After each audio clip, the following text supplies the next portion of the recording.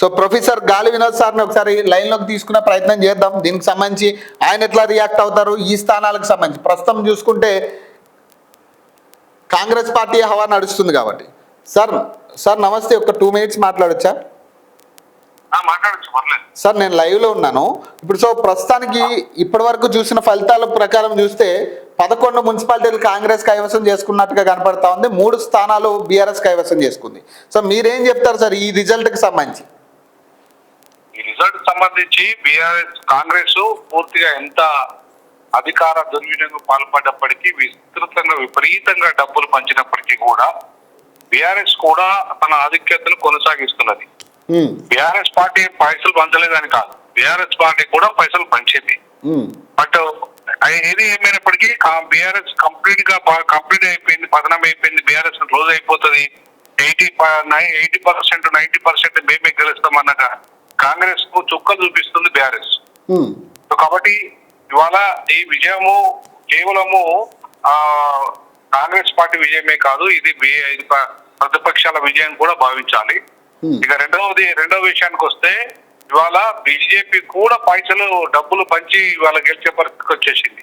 ఒకప్పుడు BJP RSS ఐడియాలజీతో పనిచేస్తుంది BJP అన్న పార్టీ కూడా ఇవాళ కార్పొరేట్ రాజకీయాల వైపు వెళ్ళిపోయి డబ్బులు పంచే కార్యక్రమానికి మొదలు పెట్టింది.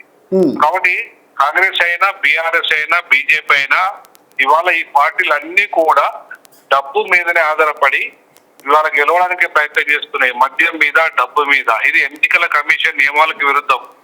సో ఎన్నికల కమిషన్ చూస్తూ కన్నుండి చూస్తూ ఇవాళ కబోదిలాగా ఉండిపోయింది. పోలీసు వ్యవస్థ కంప్లీట్ గా అమ్ముడుపోయింది, అధికారులు అమ్ముడుపోయారు. సో ఈ క్రమంలో ఈ ఎన్నికలు ఒక ప్రహాసనంగా గెలిచినాయి తప్ప ప్రజాస్వామ్యబద్ధంగా గెలిచినాయి కాదు. కాబట్టి సార్ ఇంకొక విషయము, సో ఇప్పుడు కరీంనగర్ కానీ, నిజామాబాద్ కానీ, లేదా మన మెదక్ కానీ, ఈ మూడు స్థానాల్లో కూడా బీజేపీ ఎక్కువ ఫోకస్ పెట్టినట్టుగా కనపడుతుంది. మరి ఈ స్థానాల్లో కూడా ఎక్కువ శాతం కాంగ్రెసే కైవసం చేసుకున్నట్టుగా కనపడతా ఉంది. కనీసం బీజేపీకి కనీసం ప్రజలు పట్టం కట్టే ప్రయత్నం కూడా చేయలేదు. ఏం చెప్తారు సార్ దీనికి? బీజేపీకి ఇవాళ ఐడియాలజికల్ బేస్ ఉంటే బీజేపీ గెలిచేది.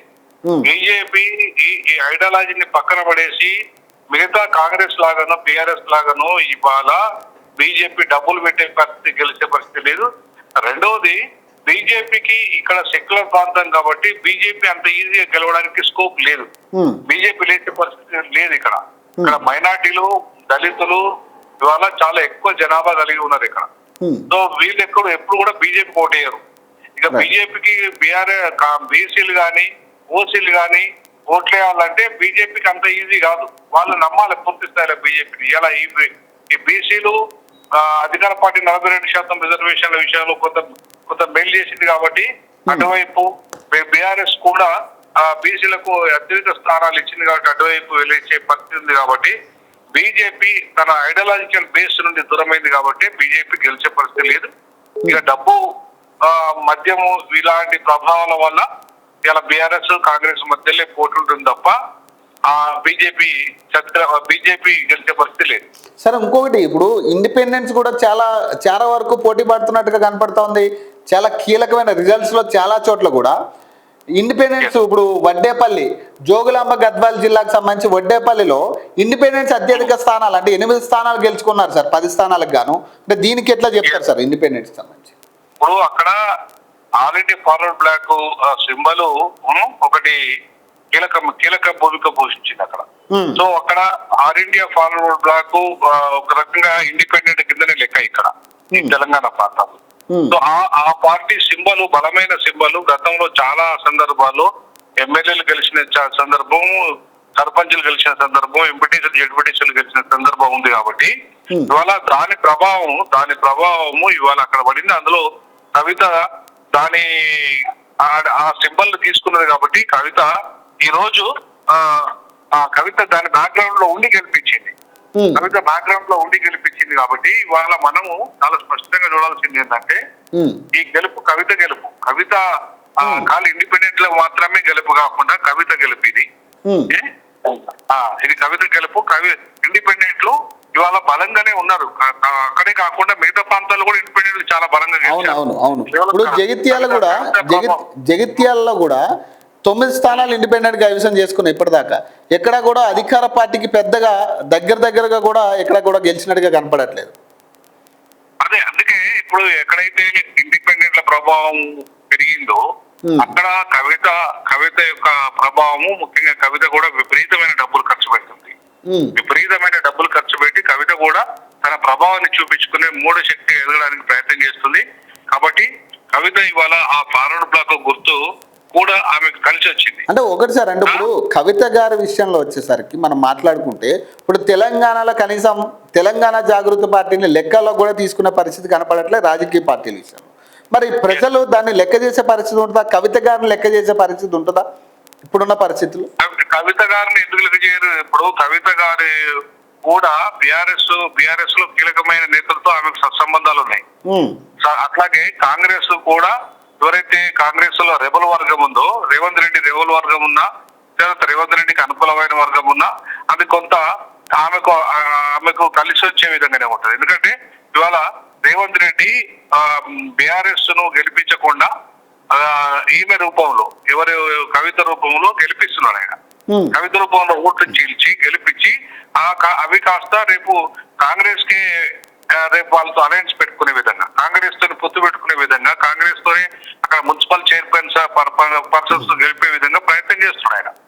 అంటే ఇవాళ రేవంత్ రెడ్డి దీని వెనుక ఉన్నాడు, బ్యాక్ లో ఉండి ఈ రోజు వాళ్ళ బీఆర్ఎస్ కు పడాల్సిన ఓటు అదంతా కూడా. ఎందుకంటే కవితకు పడుతుందంటే అర్థమైంది బీఆర్ఎస్ ఓట్ బ్యాంక్ అన్నట్టు కదా. బీఆర్ఎస్ ఓట్ బ్యాంక్ మాత్రమే చీలుతుందంట సార్ అంటారు సార్ మీరు?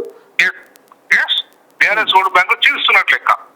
బీఆర్ఎస్ ఓటు బ్యాంకు చీలి అది ఇండిపెండెంట్ రూపంలో ఇవాళ కవిత దాన్ని బ్యాకప్ లో ఉండి నడిపిస్తున్నట్టు లెక్క చూడాలి. అంతే తప్ప ఇవాళ అది కూడా బీఆర్ఎస్ ఓట్ బ్యాంకే. కవిత కుట్రతో రేవంత్ రెడ్డి చేసే కుట్రలో భాగంగా జరుగుతున్న కార్యక్రమం తప్ప ఇది వేరే కాదు. సార్ ఈ రోజు కూడా పేపర్ లో చూసిన, అంటే ఇది నేను ఫైనల్ క్వశ్చన్ ఒకటి అడుగుతా. ఈ రోజు కూడా పేపర్ లో చూసిన మోయినాబాద్ సంబంధించిన దీంట్లో ఇండిపెండెంట్ అభ్యర్థి దాదాపు ఒక్కొక్క ఓటుకి 70,000 పంచిపెట్టిండట. 70,000. చెప్తున్నా నేను. అంటే ఇప్పుడు రాజకీయం అంతా కూడా ఇక కమర్షియల్ అయిపోతుంది అంటారా సార్? అంటే పెట్టుబడి పెట్టాలా, డబ్బులు లాగాల, ఇదే కాన్సెప్ట్? అదే ఇప్పుడు పెట్టుబడి పెట్టాలి, పెట్టుబడికి లాభాలు పొందాలి. ఇది వ్యాపారం. రాజకీయాలు ఇప్పుడు వ్యాపారమే, కంప్లీట్ గా వ్యాపారమైన ఈ క్రమంలో అది పార్టీలకు ఏ పార్టీ అయినా ఒక సిద్ధాంతం లేదు. డబ్బులు పెట్టి గెలవాలి, మళ్ళీ డబ్బులు సంపాదించాలి. సో దీంతో మరి ఎన్నికల కమిషన్ డబ్బులు పెట్టి గెలవాలన్న ఎన్నికల కమిషన్ ఎందుకు ఉండాలి? ఒక ప్రైవేట్ సంస్థకు అప్పచెప్పినా కూడా డబ్బులు ఎవరు ఎక్కడ పెడితే వాళ్ళు గెలిపిస్తారు ప్రైవేట్ సంస్థ. అంతే కదా.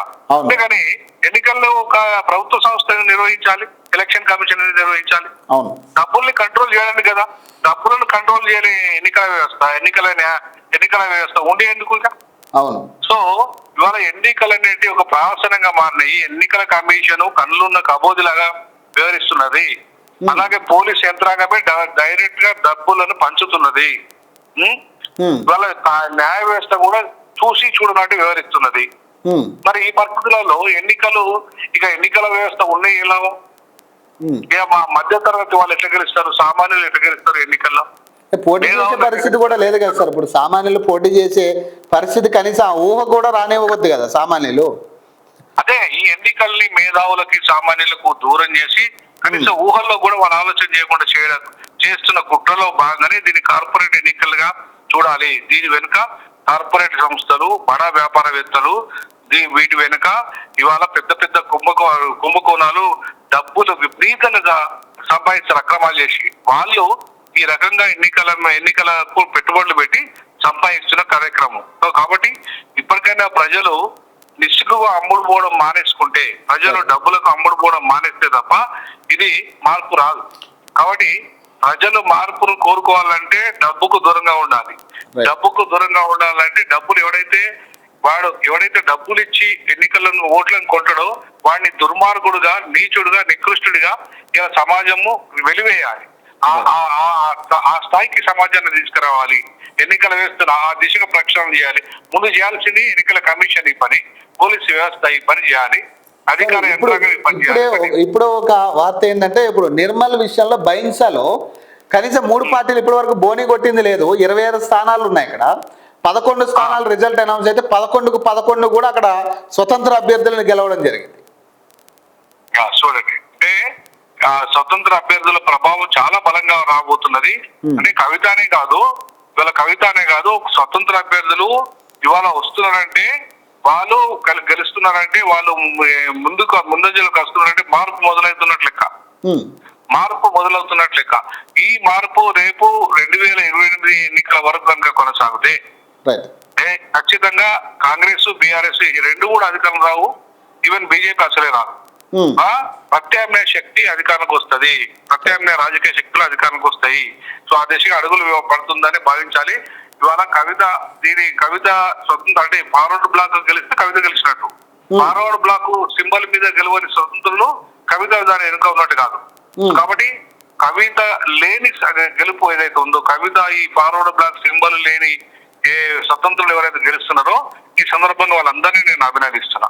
ఎందుకంటే మీరు ప్రత్యామ్నాయ రాజకీయాల వైపు రావాలని, ప్రత్యామ్నాయ రాజకీయాలను మీరు నాయకత్వం వహించాలని కోరుకుంటున్నాం. వాళ్ళతో కలిసి పనిచేస్తాం. Right sir, thank you sir, thank you. So ఇది ఆయన చెప్పే ప్రకారం ఏంటంటే, సో ఎంతో కొంత బీఆర్ఎస్ ఓట్ బ్యాంక్ కవిత గారు చీల్చుతున్నారు అనేది స్పష్టంగా కనపడతా ఉంది. దీనికి సంబంధించి సో ఈ ఏదైతే స్వతంత్రులు గెలిచారో సో అందులో కొంత కవితకు సంబంధించిన ఏదైతే ఈ ఫార్వర్డ్ బ్యాక్ పార్టీ ఏదైతే ఆమె ఇటీవల పొత్తు పెట్టుకున్నారో దీనికి సంబంధించిన రిజల్ట్ కూడా ఉండొచ్చు. సో ఎంతో కొంత కవిత గారి పాత్ర ఇందులో క్లియర్గా ఉన్నట్టుగా కనపడుతుంది అనేది సో ఆయన చెప్తున్నమాట, గాలి వినోద్ గారు చెప్తున్నమాట. సో ఇందులో దాంతోపాటు ఎవరైతే స్వతంత్రులు గెలుస్తూ ఉన్నారో ఇక్కడ స్వతంత్ర ఆధిక్యం బాగా కనపడతా ఉంది. ఎక్కడికక్కడ బైన్సా విషయంలో చూసుకోండి, నిర్మల్లో దాదాపు 11 స్థానాలు అంటే 26 స్థానాలు ఉన్నాయి. అక్కడ 26 స్థానాలకు గాను 11 స్థానాలు ఇప్పటివరకు అనౌన్స్ చేసింది. సో 11 స్థానాలకు 11 కూడా స్వతంత్ర అభ్యర్థులకు గెలవడం జరిగింది. సో ఇక్కడ క్లియర్గా అర్థమవుతుంది ఏంటంటే అధిక శక్తి ఏదైతే పార్టీలకు అతీతంగానే ఏదో కొత్త శక్తి అయితే రాజకీయాల్లోకి అడుగు పెడుతున్నట్టు కనపడతా ఉంది. స్వతంత్రులు ఎవరైతే ఉన్నారో బీసీలకు సంబంధించి ఇండిపెండెంట్ అభ్యర్థులు ఎవరైతే ఉన్నారో వాళ్ళు సత్తా చాటడానికి సిద్ధంగా ఉన్నట్టుంది. ఎందుకంటే ఒక పక్క బీసీ నినాదాలు లేదా ఎస్సీ ఎస్టీ రిజర్వేషన్లు కావచ్చు, ఇతర అంశాలు ఏదైతే ఉద్యోగాల విషయంలో కావచ్చు, ఇవన్నీ కూడా ఇక్కడ ప్రోద్బలం కనపడతా ఉంది. క్లియర్గా బలంగా మనం గెలవాలనేది ఇండిపెండెంట్లు నిర్ణయించుకున్నట్టుగా కనపడతా ఉంది. సో ఎక్కడికక్కడ స్వతంత్ర అభ్యర్థులు చాలా వరకు కూడా పోటీని ఇస్తున్న పరిస్థితి చాలా స్థానాల్లో కూడా. సో ఇక్కడ చూడొచ్చు, హుజురాబాద్లో 5 స్థానాలు స్వతంత్ర అభ్యర్థులు, కోదాడలో కూడా 5 స్థానాలు స్వతంత్ర అభ్యర్థులు గెలవడం జరిగింది. ఇక్కడ కాంగ్రెస్ పార్టీ సూర్యాపేటలో లీడింగ్లో కనపడుతోంది క్లియర్గా. దాదాపు హుజురాబాద్ 19 స్థానాలు, కోదాడ 25 స్థానాలు, నేలుచెర్ల 9 స్థానాలు, సూర్యాపేట 4 స్థానాలు, తిరుమంగళగిరి 3 స్థానాలు. కాంగ్రెస్ పార్టీ ఇక్కడ లీడింగ్ లో కనపడతా ఉంది. ఇక్కడ తిరుమలగిరిలో 10 స్థానాలు గెలుచుకుని బీఆర్ఎస్ పార్టీ లీడింగ్ లో ఉంది. మెజార్టీ సూర్యాపేట దక్కించుకోవడానికి కాంగ్రెస్ పార్టీకి ఎక్కువ అవకాశాలు ఉన్నప్పటికీ సో చూడాలి ఎట్లా ఉంది. ఫైనల్ రిజల్ట్ వచ్చే వరకు కూడా వెయిట్ చేయాల్సి ఉంటుంది. సో వికారాబాద్ విషయంలో కూడా దాదాపు కాంగ్రెస్ బీఆర్ఎస్ మధ్య హోరాహోరీ పోటీ కనపడుతుంది.